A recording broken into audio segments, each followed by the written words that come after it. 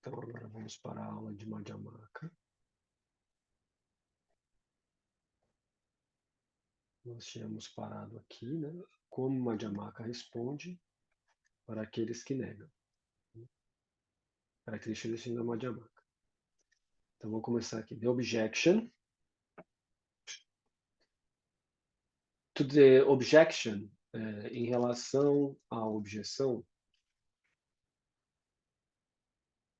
If things were empty of intrinsic existence, se as coisas forem vazias de existência inerente, the causes and effects of cyclic existence and nirvana, as causas e efeitos do samsara e do nirvana, could not be set forth, não poderiam ser afirmadas.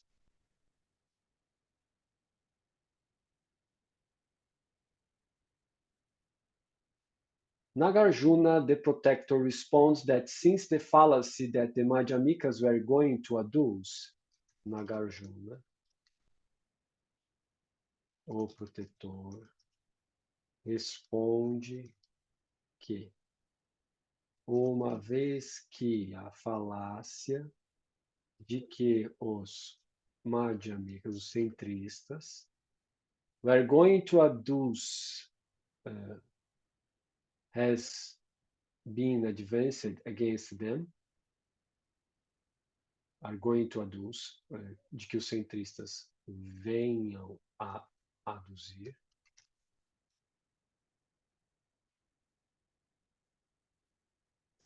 foi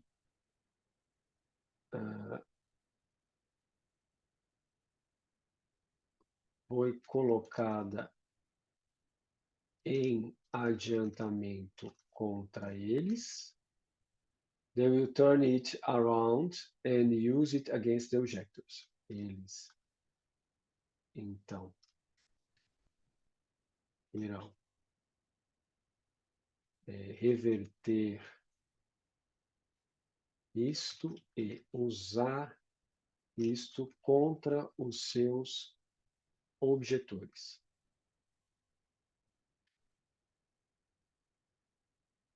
O capítulo 24 do Tratado Fundamental da Sabedoria, não, Tratado da Sabedoria Fundamental,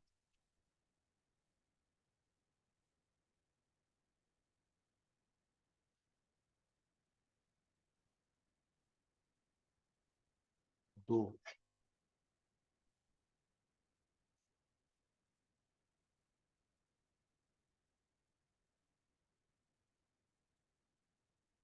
de Nagarjuna diz,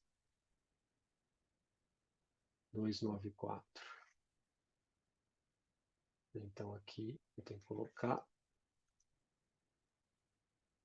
a referência, né? 294. Nassanapada, papapá, tá aqui. Descem aqui.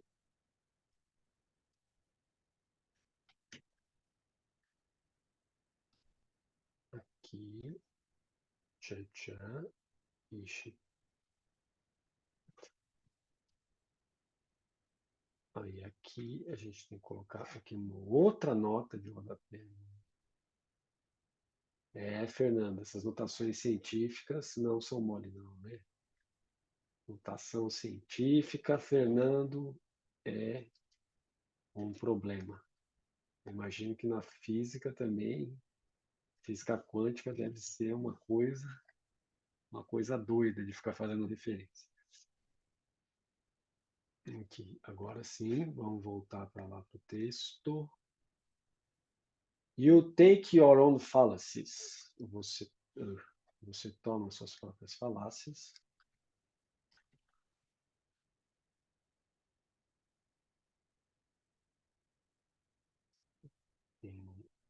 Em 594, extremamente úteis essas referências, né? Porque depois você não precisa mais depender das questões de páginas, né? Para referenciar, você pode referenciar direto com isso. Você toma suas próprias falácias. And turn they into yours. E as transforma nas suas. Like someone who, while riding on a horse, como alguém que, enquanto monta um cavalo, forgets that very horse, se esquece daquele mesmo cavalo. Wow.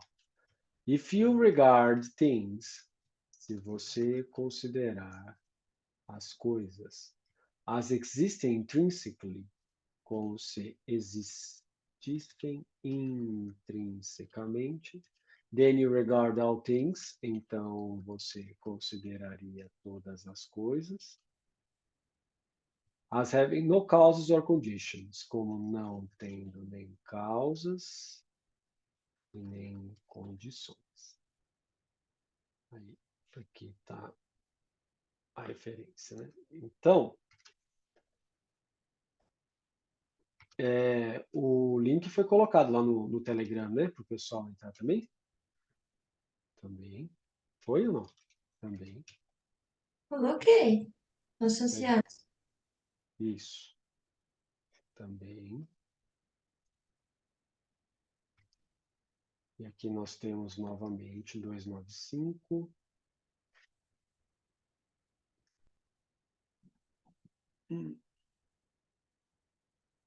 Oh, oh, oh, tivemos um problema mesmo aí. 294, menino. Tá errado. 294. Está errada a referência anterior, Fernando. Que coisa, Fernando. Ainda bem que eu vi. Senão ia passar batido um erro crasso aqui, rapaz. Pode não? Que...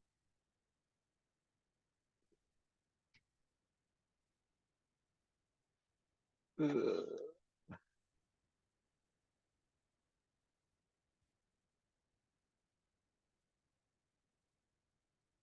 pronto. Bom, então agora sim. 294, deixa eu colocar 295, né? 295. Então a referência é uma coisa gigantesca. Aqui.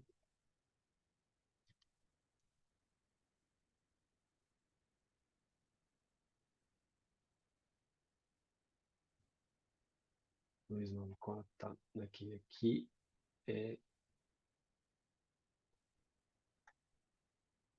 Aqui, isso aqui está muito grande, né? Então eu vou ter que tirar isso aqui daqui. Aí a gente faz assim, Stella. Coloca aqui, aí depois volta para trás, corta aqui, vem para cá. Que trampo, Stella, que trampo. Pronto, mas faz parte da tradução. De primeira mão, de segunda mão, fazer o que? É a vida. Também, mas também o pessoal sofreu com isso aqui, né? Não é só eu que estou sofrendo não com isso, porque o pessoal lá acabou sofrendo também, porque traduziu isso na Napier. If all these phenomena were not empty, se todos estes fenômenos não fossem vazios, there would be neither arising nor disintegration. Não haveria nem surgimento e nem desintegração. It would not follow, não se seguiria, that for you essentialists, conseguiria que para vocês essencialistas, the four noble truths, as quatro nobres verdades,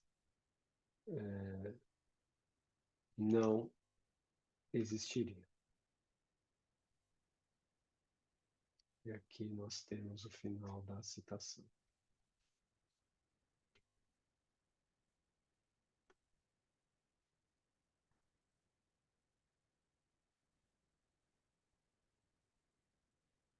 Ai, não, não, lindíssimo. Tá caindo tudo fora aqui da bagaça, meu filho. Não! E agora? Tã, tã, tã, tã. Pronto. Acertamos. Fica feio, né? Esteticamente fica feio, né, Estela? Eu acho também. Eu acho que fica feio, mas é a vida. Bom, and there are other such passages. E há outras passagens semelhantes. Portanto, tem alguém tocando a campainha incessantemente. Portanto, if it's clear that those who are, se estiver claro que aqueles que argumentam, if there is no essential or intrinsic existence, se não há existência essencial ou intrínseca, then what else is there? Então, o que há além disto? Have unquestionably failed to distinguish between having unquestionably failed, questionavelmente falharam na distinção entre broto que não possui existência intrínseca e broto que não tem existência.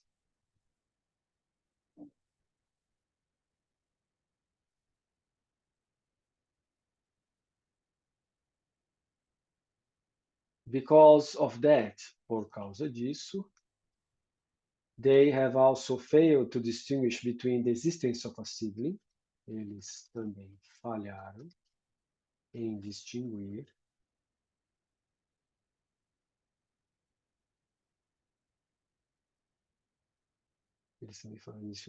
entre a existência de broto e a existência de broto pelo modo de sua própria essência.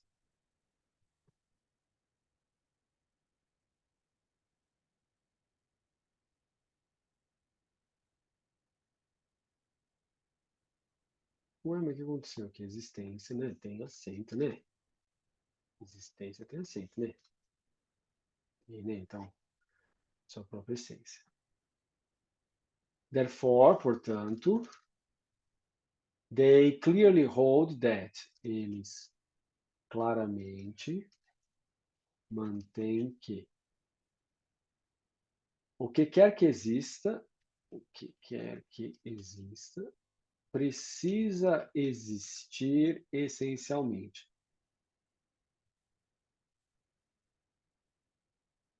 And if something is not essentially existent, e se algo não é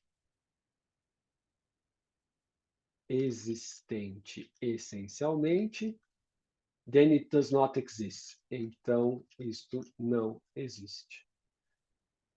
Então, este algo não existe. Otherwise, do contrário, why would they claim? Por que eles fariam a afirmação that the arguments refuting essential existence, de que os argumentos que refutam a existência essencial refutariam a mera existência e a mera produção e cessação e assim por diante. They claim that insofar, eles afirmam que até o ponto, até o limite de que os brotos e as such e semelhantes are asserted to exist são afirmados como existentes. They must exist essentially. Eles precisam existir essencialmente. E eles afirmam que if seedlings utterly essential existence, se os brotos não possuírem existência essencial de maneira última, they must be utterly non-existent. Eles precisam ser inexistentes de maneira última. Uhum.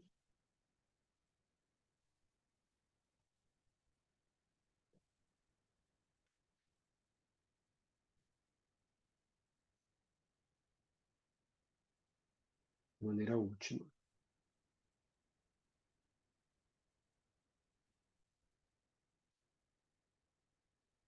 In taking these positions, ao tomar esta posição, they undeniably fall to both extremes. Eles inegavelmente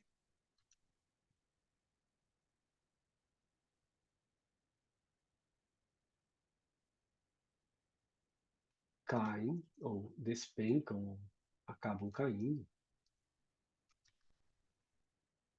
para ambos os extremos da permanência e da aniquilação.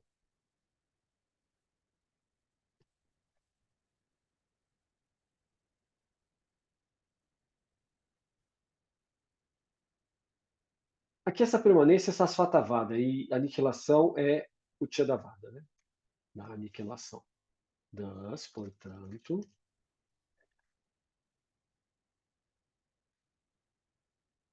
their perspective is no different. A perspectiva deles não é diferente daquela dos essencialistas, pois Chandrakirti no Bodhisattva Yoga Charya Chatur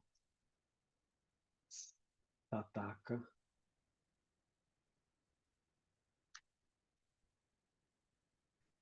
Tika. Nossa, esse tika aqui vai em modo diacrítico, hein? Cadê? 7, 9. Tika diz claramente. Aguenta só mais um pouco, que ao terminar isso aqui eu já faço explicação. A essência, 296.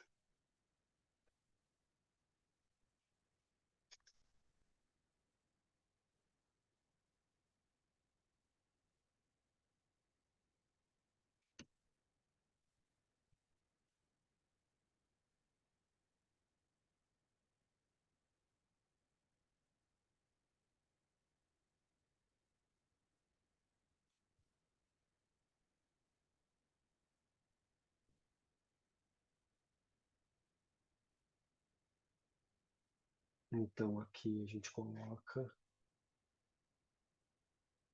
footnote 296. Tá aqui. Pan, pan, pan, zona total. Não, só isso aqui. 11, 10, né? C. Eita.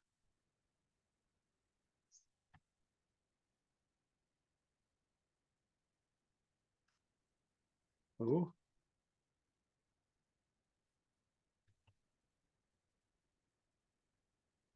Aí aqui. Aí, agora vamos lá para dentro. The essentialists say that whenever things exist, os essencialistas. Peraí. Vamos lá, voltando aqui. Os essencialistas dizem que whenever things exist, qualquer coisa que exista, there is essence. Em qualquer coisa há uma essência. Então aqui, você diz que em qualquer há uma essência. As they see it, do modo como eles veem isso,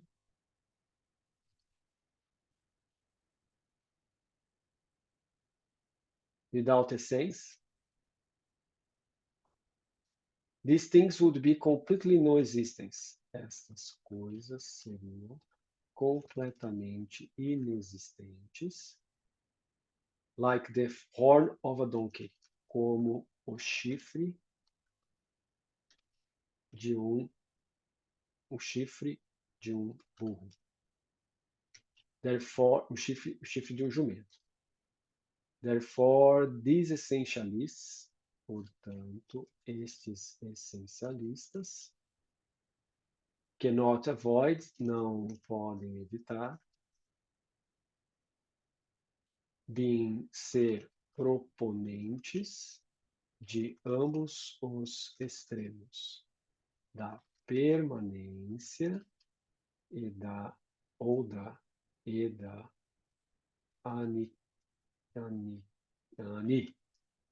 aniquilação. Consequentemente, it is difficult to reconcile. É difícil de reconciliar all of their explicit, todas as suas assertivas ou afirmações, é melhor, suas afirmações explícitas. Certo?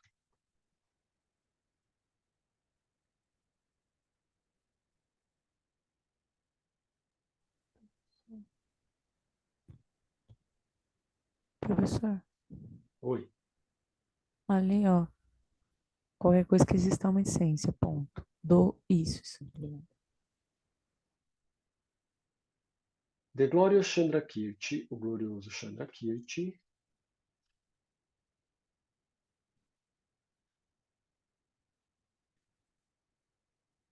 distinguish intrinsic existence, distingue existência,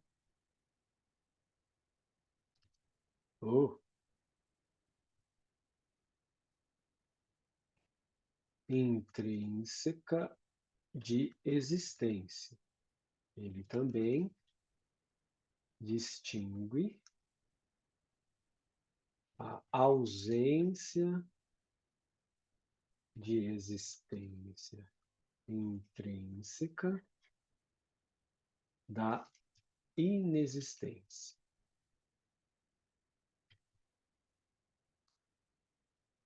595. Unless you know this, a menos que você saiba disso, you will no doubt fall to both extremes. Você irá, sem dúvida,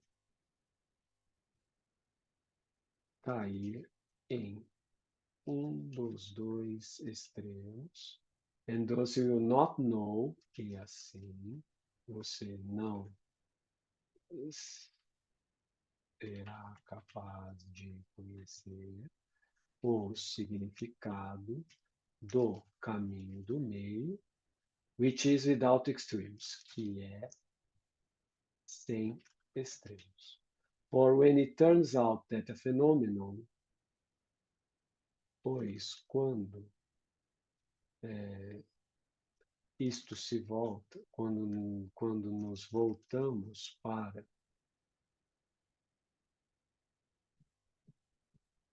fenômeno, na análise de que ele não possui existência intrínseca, for you it will be utterly no existence. Para você, isto será o mesmo que dizer que ele não possui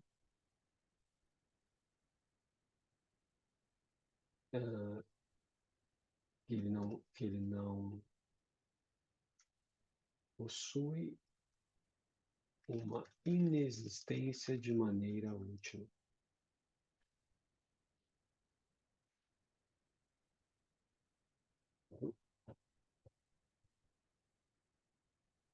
Que ele é inexistente de maneira última. Then, since there will be no way at all to posit cause and effect, e assim como não há como, de maneira nenhuma, afirmar a causa e efeito dentro da vacuidade, a vacuidade de existência intrínseca, we will fall to an extreme of annihilation. Você irá cair no extremo da aniquilação. Also, também, once you accept that a phenomenon exists, uma vez que você aceite que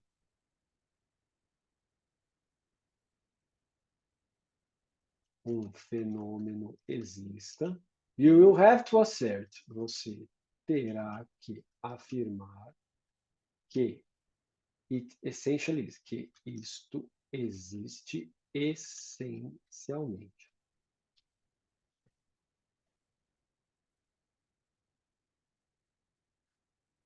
In that case, neste caso,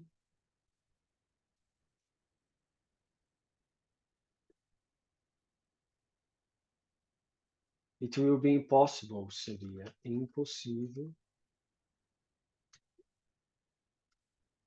para você to treat cause and effect, tratar causa e efeito, ou seja, karma, né? Causa e efeito, como similar to illusions in the sense, como similar a ilusões, no sentido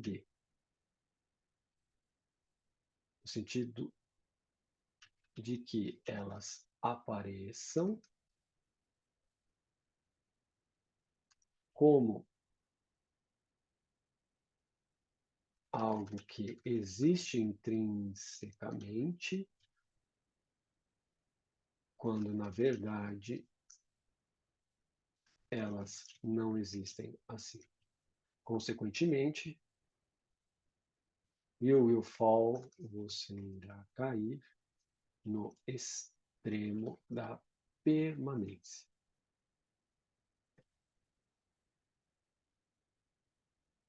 Tem bastante coisa aí. Então, deixa eu só dar uma marcada aqui. Eu tenho que parar para explicar, senão vai dar problema daqui a pouquinho. Vamos voltar aqui para o começo, então.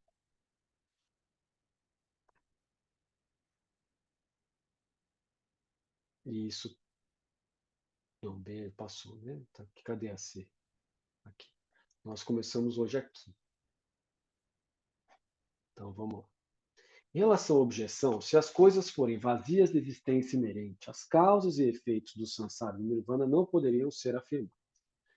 Bom, nós estamos no primeiro ponto aqui, nós estamos diante de uma questão de como as coisas realmente existem e se elas existem mediante a existência de uma substância metafísica que garanta a sua existência. E aí a gente tem dois diálogos possíveis aqui dentro. O primeiro diálogo é o diálogo em relação ao Abhidharma Sarvastivada e ao Abhidharma Theravada. Para o Abhidharma Sarvastivada, ou seja, para a teologia natural, para a metafísica do Abhidharma Sarvastivada Theravada, todas as coisas que importam, ou seja, os dharmas, os existentes, as experiências existentes chamadas dharmas, possuem swabhava, possuem existência inerente, possuem uma essência, existem por meio de uma essência eterna e imutável. Toda essência é necessariamente eterna e imutável, pelo menos dentro desse padrão do Abhidharma. Então, a discussão toda aqui é a seguinte: como é que alguém vai atingir a plena iluminação? Como é que alguém vai atingir a libertação se, diante da impossibilidade de alcançar essa essência dentro da impermanência, em outras palavras, eu sou um ser impermanente, você é um ser impermanente. Como é que alguém que é impermanente alcança alguma coisa que é permanente? A resposta Theravada e a resposta Vaishnava é que nós possuímos a capacidade para o conhecer, portanto, nós possuímos o intelecto.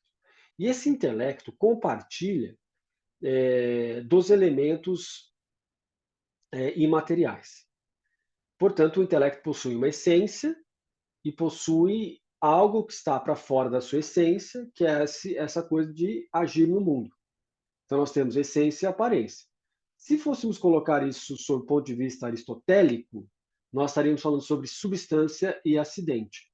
Se fosse sob o ponto de vista platônico, nós estaríamos falando sobre essência e existência. Okay? Então, eu e você somos construídos, para o ponto de vista Theravada e Sarvastivada, de duas naturezas. Uma que é eterna e a outra que é não eterna. Uma que é imutável, a outra que é mutável. Uma que é essencial e a outra que é existencial, certo? Em termos aristotélicos, uma que é substancial e uma que é acidental. Uma que é material e a outra que é formal, ou seja, formal e depois a material, certo? Certo. Então, compreendendo isso, a gente começa a entender o seguinte: bom, como é que duas naturezas podem estar conjuntas num único ponto? Isso seria impossível. Como é que um permanente está aliado ao impermanente? O que conecta os dois? O que conecta os dois? Como é que tem uma natureza que é permanente de um lado, que é a substancial, a essencial, a que possui sua bhava, sua lakshana, né, características eternas, tá? Como é que está desse lado aqui, convivendo com uma outra que está desse lado aqui, que é impermanente, mutável, passageira, que envelhece, que adoece, que é destruível? Como uma coisa está conectada com a outra? O Abhidharma Sarvastivada e o Abhidharma Theravada vão dizer que existe um elemento que conecta os dois, que seria o elemento vaio, o elemento vento, e o elemento prana, o elemento vital, que é material e imaterial. Vocês percebem que Nagarjuna está batendo em cima desse problema? Chandrakirti também está batendo em cima desse problema. Olha, se você postula isso, você está diante de uma contradição que a razão natural não alcança. É impossível. Uma coisa que é permanente não pode estar conectada com uma coisa que é impermanente.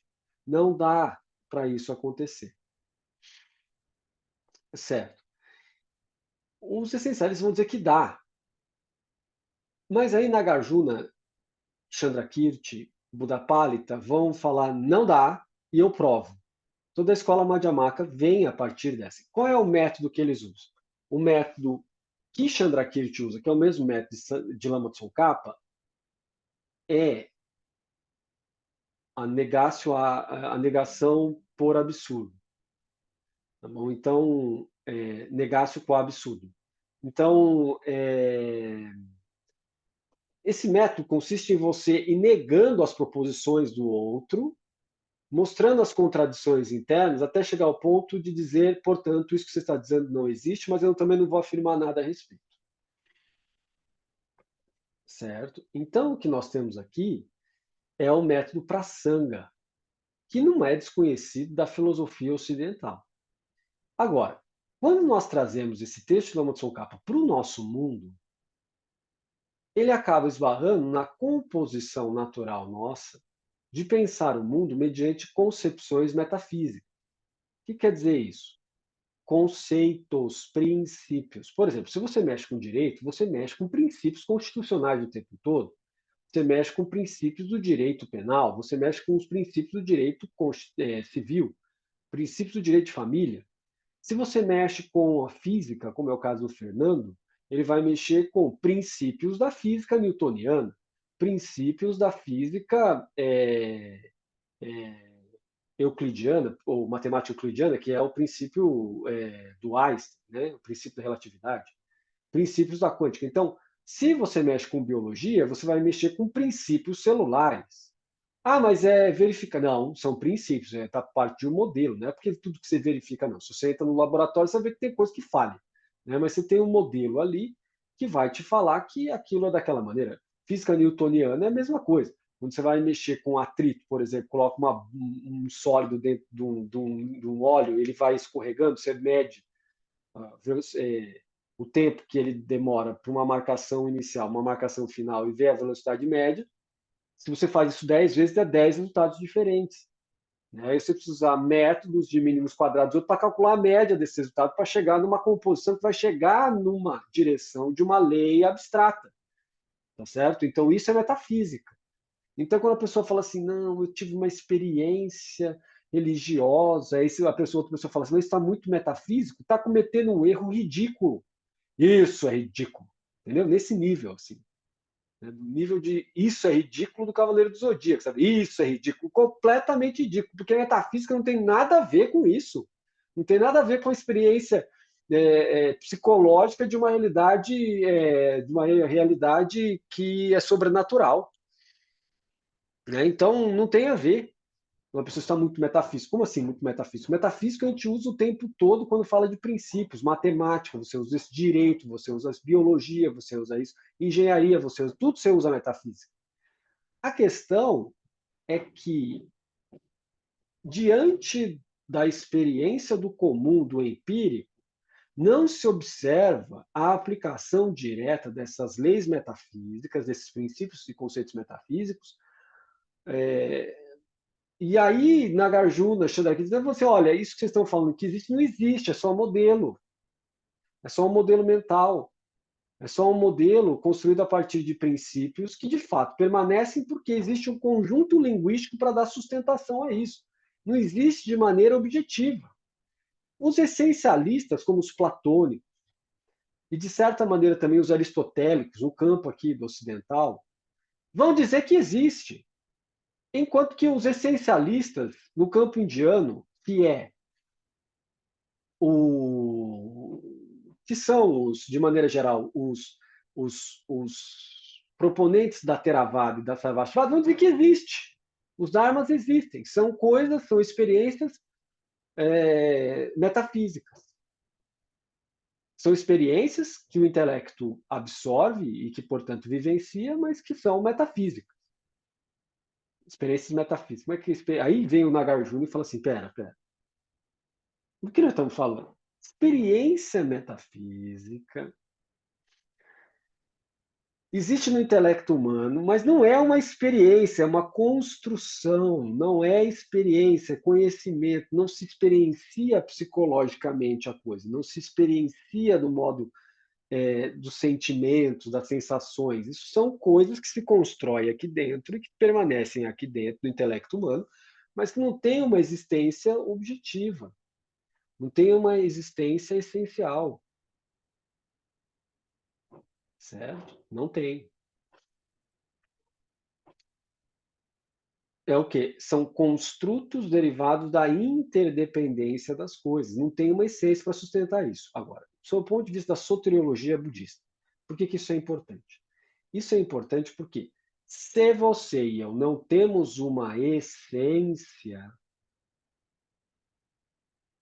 isso significa que é possível mudar todo o nosso plano de existência de vícios para virtudes, de erros para acertos, de desconhecimento para conhecimento, de uma sabedoria contaminada, degenerada, para uma sabedoria não degenerada, pura, purificada, certo? Então, é esse o impacto que temos aí. Agora, se fôssemos falar sobre o ponto de vista de teologia revelada, a teologia cristã tem tudo a ver com isso que o Nagarjuna está defendendo. Por quê? Porque na teologia cristã, nós temos que só Deus é o ser metafísico. Não tem mais nada que seja metafísico além de Deus. Só Deus é o ser por excelência. Todo o resto, na sua concepção ontológica, foi criado por Deus. Então, cabe muito bem os instrumentos de Nagarjuna para falar de uma teologia revelada, ainda mais a cristã, que só tem um ser, Deus, que está para fora do sistema da criação.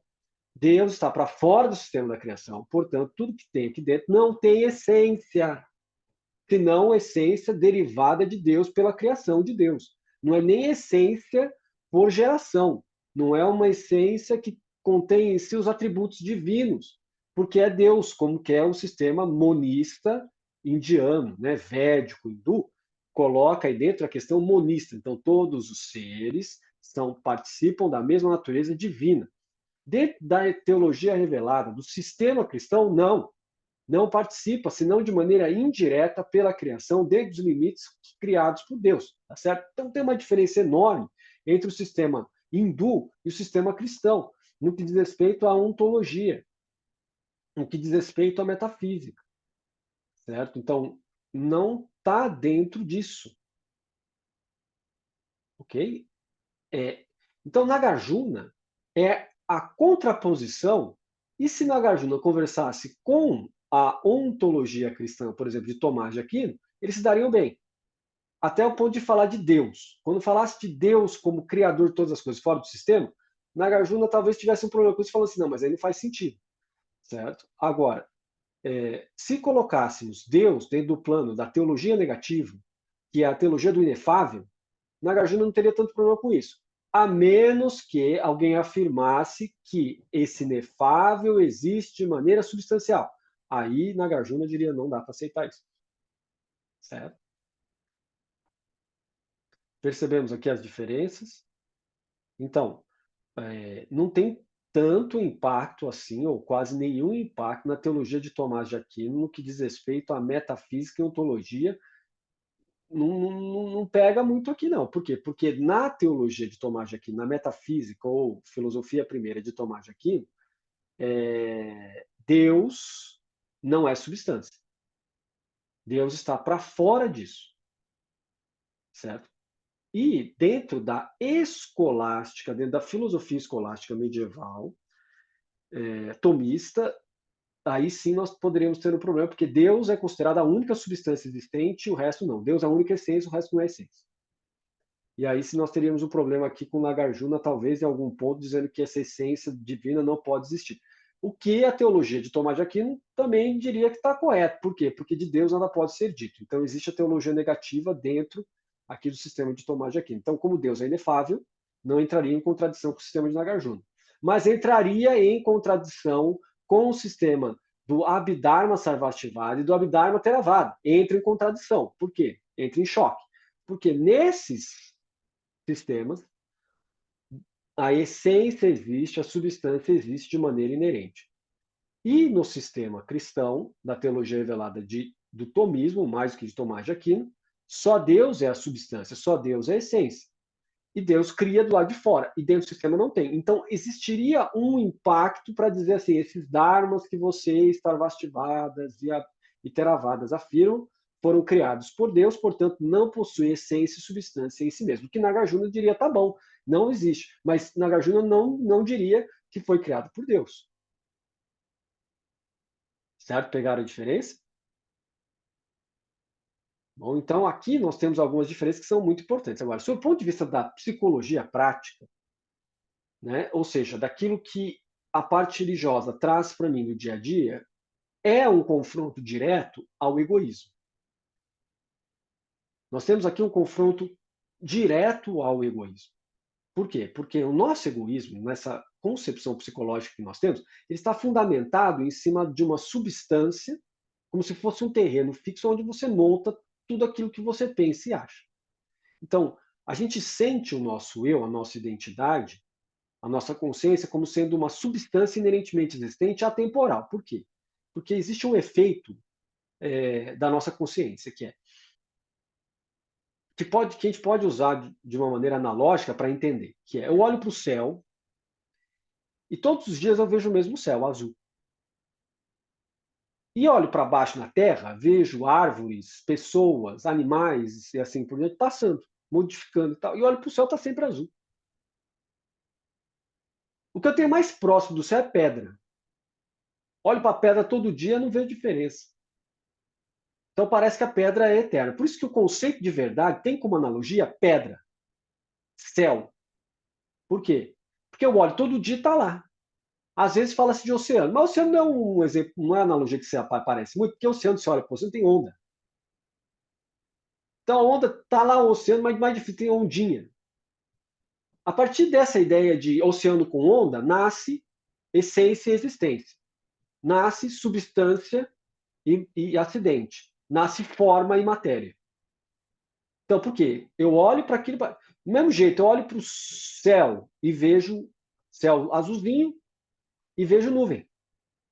A nuvem passa, mas o céu atrás fica. Ora, o céu que fica é onde contém as nuvens que passam, que se movimentam, etc. Daí nasce também a ideia de essência e existência, de forma e matéria, substância e acidente. Percebe? Da contraposição entre permanente e impermanente. Sendo o céu permanente, nuvem impermanente. Sendo a água, o mar todo permanente e as ondas impermanência. Percebe? Começa a aparecer isso. Aí você olha para a pedra e olha para a areia. Pedra permanente, areia impermanente. Mas se você olhar, é a mesma coisa que está ali. Aí começa a nascer o quê? Substância e acidente. Forma, matéria. Essência e existência. Essa concepção aí começa a nascer das percepções que nós temos a partir de permanência e impermanência. Certo? Então, a partir disso, nós temos essa construção psicológica nossa de que depois adentra a fase da filosofia, mas inicialmente é um sentir e um experimentar o mundo, diante de coisas que são permanentes e coisas que não são permanentes. E claro, esse efeito da nossa consciência, que para dentro da teologia natural budista diz respeito a um efeito ilusório, traz essa ideia de que a nossa consciência é como o céu, é como a água do mar, é como a pedra, é algo que sempre está ali presente e que não muda. Mas se a gente sai um pouco desse âmbito da experiência intuitiva, verificável de maneira geral, e começa a analisar ponto a ponto, aprofundar para dentro disso, a gente acaba chegando na ideia de que não, de fato a consciência muda, é que eu que não estou percebendo. Por que muda? Porque meu corpo muda. Por quê? Porque as experiências que acontecem na vida me trazem novas informações, então ela muda. Então onde é que está essa permanência? Essa permanência estaria no mesmo fenômeno que ocorre constantemente e que permanece, mas que muda. Essa mudança seria equivalente a céu e nuvens. Certo? Então tem algo que permanece, que é a minha identidade, o meu eu, com as nuvens que vão passando e vão modificando algumas coisas. Aí entro na Nagarjuna dizendo assim, não concordo, não existe. Certo? Isso não existe. E aí, você deve estar pensando assim, mas qual é a posição que eu devo tomar, afinal de contas? Porque é válido, eu vejo o céu, eu vejo as nuvens. Quem diz que não é desse jeito? A análise da Nagarjuna pode estar errada. E a análise de Tomás de Aquino também pode estar errada. Pode ser que os platônicos, aristotélicos e agostinianos estão corretos, embora Agostinho tenha que tomar um certo cuidado, porque Agostinho está na mesma vibe que de São Tomás de Aquino. Né? Deus é o ser por excelência, a essência única de todas as coisas, porque ela cria todas as coisas, portanto, não se comunica de maneira perfeita em todas as coisas, a não ser em Cristo. Em Jesus, a essência divina é perfeita, em todo o resto não é, nem nos anjos mais poderosos possíveis, mas não é, entendeu? Então não dá para falar sobre isso. Tá bom? Então anjo não possessivo. Agora, Os deuses do brahmanismo, os deuses védicos, possuem essência divina, perfeita. Porque é um outro sistema, não é o sistema do monoteísmo, é o sistema do monismo. Monismo não é a mesma coisa que monoteísmo. Canta comigo, monismo não é a mesma coisa que monoteísmo. Beleza? Cantou? Entendeu? E aí você vai ter que cantar assim comigo também. Ó. Monismo não é a mesma coisa que interdependência. Beleza? Cantou? Então, beleza. Então nós temos dentro de 3 sistemas que estão se comunicando. Beleza? 3 sistemas. 3. Tira um, 3, tira outro, 3, tá certo? Então, eles não estão se comunicando nesse ponto. Interdependência fala uma coisa, monismo fala outra, monoteísmo fala outra. Certo? Então, esses 3 diferem em muitos aspectos. Estão se comunicando de maneira distinta, mas estão tratando do mesmo objeto material. Qual? A realidade. A maneira como as coisas acontecem. E essas diferenças vêm pelo objeto formal. O que é? As diferentes perspectivas trazem o objeto formal. Certo? O objeto material é a realidade. O objeto formal, diferentes perspectivas. E aí, a cabecinha da Thaís fala assim, não estou entendendo mais nada. E assim como de todo mundo também. O material não é o que muda? É. E o formal não é o que não muda? É. Então, que negócio que é esse de objeto formal e objeto material? Certo? Por que fala desse jeito? Aí é uma outra perspectiva ainda. Ai, tá complexo, vou morrer. Não, calma, não tem ainda um colapso cerebral. Material é chamado de material porque é perceptível enquanto assunto. Enquanto assunto, matéria, assunto. Não matéria no sentido de que passa, mas enquanto assunto, tema. E objeto formal diz respeito à forma de aproximação do tema. A maneira de se aproximar, a perspectiva que se aproxima. Portanto, você não pode tentar padronizar.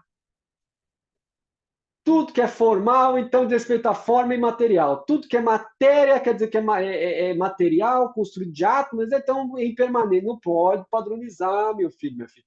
Se você padronizar, tentando achar uma hermenêutica universal para as palavras, caímos no mesmo problema que o Fernando está extremamente acostumado com a física normal, que é tentar encontrar a equação universal para todas as coisas. Isso não dá para fazer. Não dá para fazer. Você vai ficar doido. É a mesma coisa. Quem tentar usar a hermenêutica de maneira estática, colocando tudo no mesmo pacote, mantendo fixas o significado das palavras, vai errar constantemente. Certo? Então, não dá para fazer isso. Lembra disso. Bom, então, é sempre interpretativo, sempre tem que tentar compreender para além dos signos.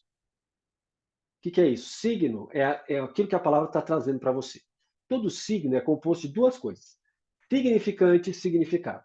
Significado é onde varia. O significante é a escrita. Por exemplo, escrita em língua portuguesa, escrita em língua grega, escrita em língua inglesa, escrita em língua italiana, escrita em língua... Tá bom, já entendi, exatamente.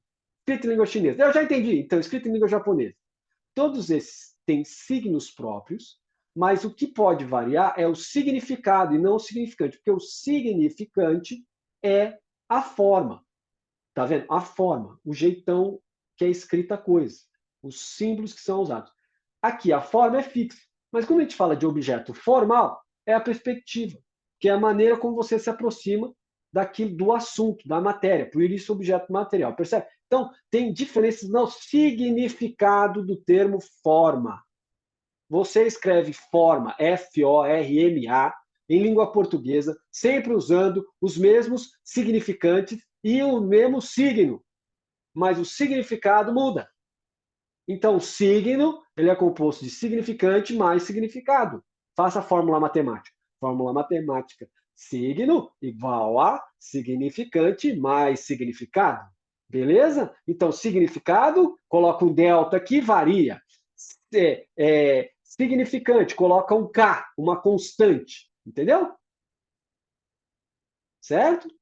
Matematicamente é isso.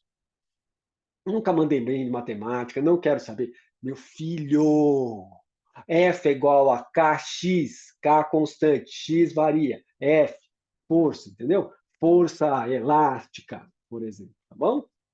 Beleza? Então, né, isso você aprendeu, né? Não aprendi, não aprendeu, então pega no YouTube e vai ver. Pelo amor de Deus, não aprender F igual a Kx. Aí tá lascado, né?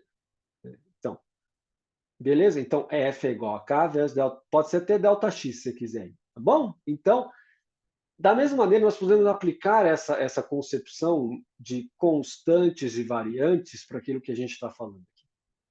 Então, no mundo da nossa experiência psicológica, no domínio, nesse panorama, nesse território, nessa residência, nesse lugar, nesse espaço, nesse conjunto. Então, dentro disso, dentro desse aquário, então você deve interpretar a ideia de eu como sendo inerentemente existente, porque é a maneira como a gente sente.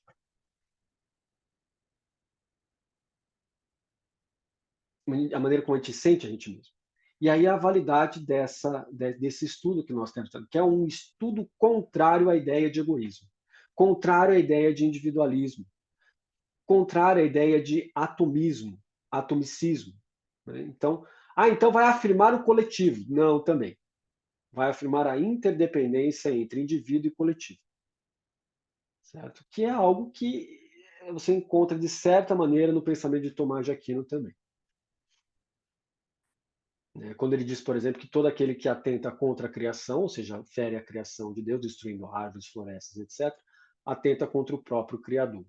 Aí ele fala da interdependência, porque existe a interdependência entre o ser humano, que está no mundo, que deveria ser o responsável pelo cuidado do mundo, mas só quer ficar sugando, né? Adora sugar o mundo para o seu próprio conforto, e agora tem uma catástrofe ambiental na iminência da destruição da civilização tal como nós conhecemos hoje. Não estou sendo apocalíptico, não, o negócio está pegando mesmo. Então, nós temos aí um problema do quê? De não entendimento de interdependência, né? Que foi instrumentalizado também, né? Ou seja, né? essa questão da técnica como o meio de domínio sobre a natureza vai contra os princípios do pensamento de Tomás de Aquino, mas não necessariamente contra os princípios de alguns tomistas, né, que afirmavam o contrário do que Tomás de Aquino afirmava sobre a interdependência. Que se assemelha muito com aquilo que Nagarjuna também traz sobre a interdependência.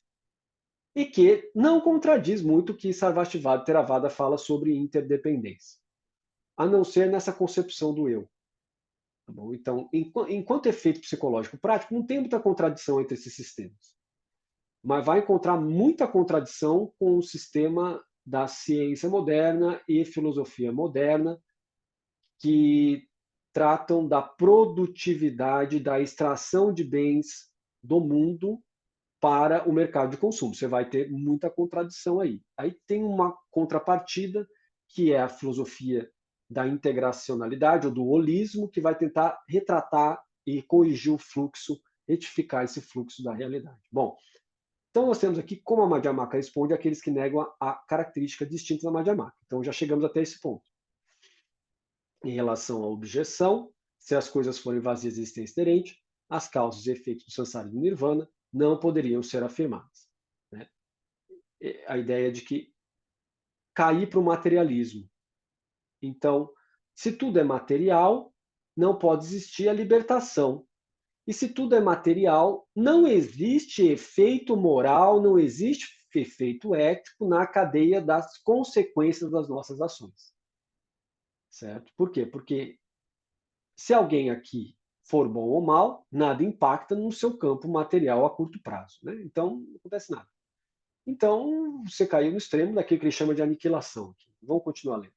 Nagarjuna, o protetor, responde que uma vez que a falácia de que os centristas venham a aduzir foi colocada em adiantamento contra eles, eles então irão reverter isso e usar isso contra os seus objetores. Isso aqui é o método Prasanga. Você pega aquilo que a pessoa fala, inverte e mostra como aquilo que ela fala é absurdo. Né? O capítulo 24 do Sabedoria Fundamental de Nagarjuna diz: você toma as suas próprias falácias e as transforma nas suas. como alguém que, enquanto monta um cavalo, se esquece daquele mesmo cavalo. Se você considerar as coisas como se existissem intrinsecamente, então você consideraria todas as coisas como não tendo nem causas e nem condições. É aquilo que eu estava dizendo para vocês. Nós temos um problema dentro do sistema essencialista, que é como que você dá conta do salto entre aquilo que é permanente para aquilo que é impermanente. Em outras palavras, um salto daquilo que é substância para aquilo que é acidental, daquilo que é forma para aquilo que é matéria. Você tem um problema daquilo que é essência para aquilo que é existência. Você está diante de um problema. Que é o quê? O ente. O ente. Da mesma maneira que signo é igual a, coloca na equação matemática, signo igual a significante mais significado, da mesma maneira, ente é igual a essência mais existência. Certo? Então, essa fórmula, ente é igual a essência mais existência, é o grande problema que está sendo debatido aqui. Porque o problema é o seguinte, se eu digo que o nirvana é permanente, que a libertação é constante, e que ela não muda, ela tem que ser essencialmente existente. Tem que ser um atributo divino. E Nagarjuna está dizendo que não. Por quê? Porque se for esse atributo divino, inerentemente existente, essencialmente existente, eu não alcanço. Por quê? Porque não existe nada em volta de mim que seja dessa maneira. Nem de você também, nem de ninguém. E aí começa uma discussão tremenda entre a Madhyamaka e o Mahayana. Por quê? Porque o Mahayana se fundamenta no Abhidharma Sarvastivada. E uma discussão tremenda entre Mahayana e Theravada. Por quê? Porque Mahayana geral é Sarvastivada e Theravada. Mas, em termos de Abhidharma, começa a discussão porque o Mahayana começa a ser afetado pela escola Madhyamaka de Nagarjuna e começa a dizer também, olha, é vazio de existência inerente, vazio de existência inerente, não tem nada ali. E começa uma briga também com o Yogacara, porque o Yogacara vai dizer assim, Nagarjuna, é o seguinte, você está falando uma bobagem, tudo bem, nós aceitamos o que você está falando, mas existe uma mônada, existe uma partícula fundamental que é a essência de todas as coisas, que chama-se mente, Chitta, mente. E a partir disso é que nós podemos fazer a conexão da nossa consciência, porque a nossa consciência vem da nossa mente, e a nossa mente tem elementos imateriais. E é por isso, e conhece o campo do imaterial. E por isso que eu posso chegar até o nirvana, que é imaterial. Isso é Yogacara falando. Enquanto que os Sarvashivadas e os Theravadas falam coisas muito parecidas com isso, dizendo que existe um Dharma central, que é a mente. Mas tem outros Dharmas também que são existentes, que se compõem a partir do que a mente trata. Então é como se fosse a mente a base, onde você coloca todos esses dharmas aqui, mas eles não são da mesma natureza da mente. Mas eles são captáveis pela mente porque compartilham de uma natureza semelhante. A Yogacara vai negar isso, dizendo, não, é só mente, o resto é só efeito. E Nagarjuna se posiciona na negação completa dos dois, dizendo assim, ó, nem Theravada, nem Sarvastivada, nem Yogacara. Pelo amor de Deus, nós estamos falando aqui outra coisa. Estamos falando que existe o campo da interdependência. E só a interdependência salva.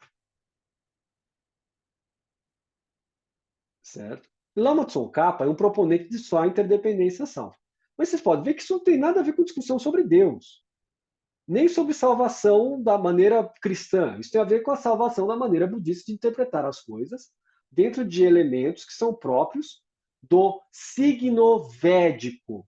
Como assim signo védico? Da ideia védica, das palavras védicas, que compõem um signo, mas o signo védico, dentro do budismo, muda na sua parte do significado. Lembra? Signo igual a significante mais significado. Lembra? Então, se eu uso a palavra samsara, para os Vedas, tem a mesma maneira de escrever, mas o significado muda. Samsara para o budismo é diferente. Nirvana tem o mesmo signo védico, se escreve em sânscrito ou pali. O seu significante, a sua forma de escrita é a mesma, mas o seu significado varia dentro do budismo. Não é a mesma coisa. Nirvana dentro do budismo não é um atributo divino, no sentido bramânico, monista, mas é divino no sentido budista, interdependente, holista, que é algo que permanece incondicionado por causas e condições. Certo? Pegaram a ideia? Então, nós temos aí conflitos de sistemas de pensamento. E conflito que não adianta querer colocar isso no mesmo saco, que não vai dar. Tem gente que fala assim, tudo concorre para a mesma verdade. O quê? Não, senhor. São sistemas totalmente diferentes. O signo verdade pode ser escrito da mesma maneira. Mas signo é igual a significante mais significado. E o significado aqui varia de acordo com o sistema. Certo? Então, não vai dar para conjuntar os dois, não. Mas isso não quer dizer que a experiência humana não seja a mesma. A experiência do mundo é a mesma. A experiência de como a gente pensa, come, como a gente pensa a nossa relação social, como a gente come, é mais ou menos o mesmo. O que vai variar é uma questão soteriológica, do que ocorre após a vida. E de como se sai do campo das doenças, dos sofrimentos e das frustrações. Isso varia, de sistema para sistema. Mas a experiência do homem comum não varia. Por isso que é possível falar de uma ética comum. Uma ética possível a todos os seres humanos. Isso está defendendo os direitos humanos, mas hoje se fala de direitos humanos que não pode ter uma universalidade dos direitos humanos. Não, não é isso. O que hoje se fala dentro dos direitos humanos é a mesma coisa de ente igual a essência mais existência. O ente de direitos humanos tem que ser universal. A essência dele é a mesma, mas a existência tem que variar. O que quer dizer isso? Para cada sociedade, para cada cultura, você tem que variar a aplicabilidade disso e adaptar o que for adaptável para abarcar os valores daquela sociedade. Então, nós estamos bem dentro da discussão aqui do que são os direitos humanos. Os direitos humanos não pode ser impositivo na característica de dizer que o ente é essência, existência da mesma maneira para todo mundo. Por quê? Porque a existência varia. Certo? Então, essas variações aqui que estão sendo comportadas, estão sendo faladas dentro dos direitos humanos, atualmente. As variações dentro das ciências sociais, da existência. Mas a essência em si dos direitos humanos não está mudando. E aí nós temos toda uma questão de uma filosofia anti-essencialista batendo em cima da essência, falando não pode ter essência. Mas daí fica difícil de ter a universalidade, a menos que alguém comece a desenvolver uma teoria de interdependência em cima dos direitos humanos. Certo? Mas vocês aguardem que eu já estou escrevendo um artigo sobre isso. Beleza? Então nós vamos parar hoje por aqui na nossa explicação e nós vamos dar continuidade daqui a pouco ao meio-dia, da meio-dia a 1, para o estudo do Vajrayana. Tá bom? Alguém tem alguma dúvida? Queria falar alguma coisa? Não? Ninguém quer falar nada? Então, legal. Eu vejo você ao meio-dia, então, lá para o nosso Vajrayana. Que a aula está muito pesada, por isso estou encerrando. Então já deve estar meio desgastado, né? Então aí, como o Madhyamaka a gente vai ter todo dia, eu vou explicando para você diariamente, por pouquinho, para você não ficar cansado. Tá bom? Beleza? Então, legal. Então nos vemos daqui a pouco para o Vajrayana. Valeu!